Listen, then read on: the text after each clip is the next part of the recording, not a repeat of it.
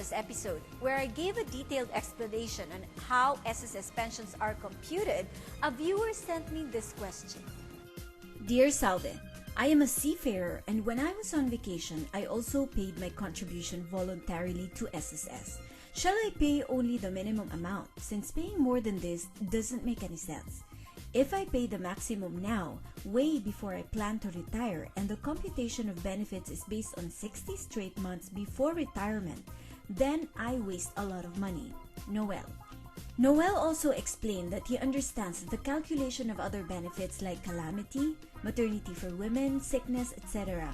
will be based on actual contribution, but he only cares about the pension. He compared the total payments of two fictional characters, Patrick and Kevin. Let's say they are friends and are of the same age. They both pay voluntarily since they are self-employed. They start paying SSS contributions at 30 years old. Patrick pays the maximum amount of $1,760 per month for a $16,000 monthly salary credit. He thinks that the higher he pays, the more pension he will get when he retires. His total amount of contribution is 633,600 pesos for 30 years until he hits 60. Kevin pays the minimum of 110 pesos a month for 25 years. After that, he increases his monthly contribution to 1,760 pesos a month, and he does this consistently for 60 straight months before he reaches his retirement age. He contributes a total of 138,600 pesos. Noel then says if we are to compute their pension, both of them will get the same amount of 9,900 pesos. Look at this computation.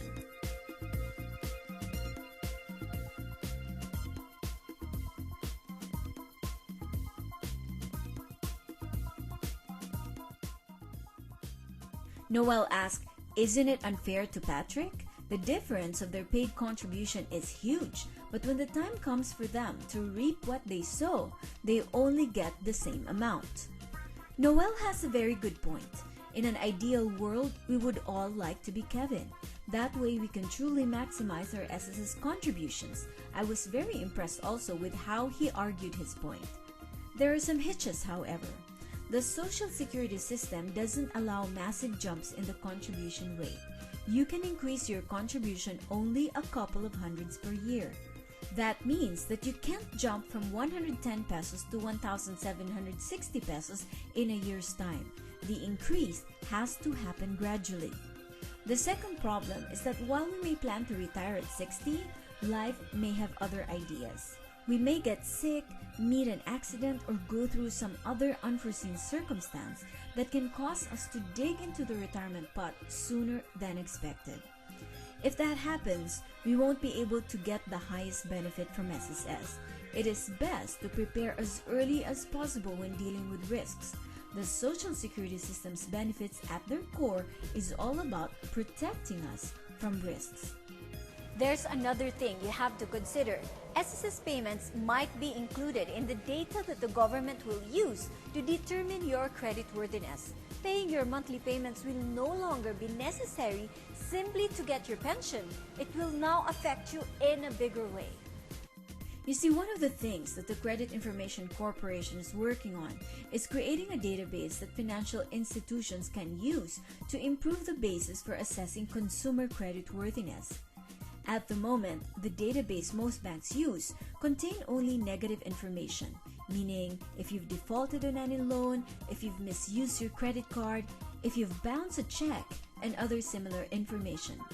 To fulfill the Credit Information System of 2008, the government is creating the mother of all Philippine credit databases so that it shows the full picture, which includes positive data. In the future, that might include your SSS payments, among other things. Take note, this is not yet fully operational, but from what I heard, the government is moving towards this direction. So Noel, if you simply look at the total amounts, 633,000 versus 138,000 looks like a no-brainer. But the picture is more complicated than that. Most pictures that deal with risks are because you are dealing with probabilities. So I suggest that it is still better to pay the maximum amount of SSS contribution if you can afford it. On top of that, be sure to increase that pension or retirement benefit by investing long-term and buying more insurance coverage from private companies. It is never a good idea to depend on the Social Security system solely for your retirement. As long as the maximum allowable contributions stay low, the benefits they will provide will continue to be insufficient. Whatever you do, don't depend on your SSS pension alone. Invest separately for your retirement, or else your retirement will be full of regrets rather than your anticipated golden years. If you have any questions, email me at anc.onthemoney@gmail.com, message me on our Facebook pages, ANC On The Money and salveduplito.onthemoney, or tweet me with #SalveSays.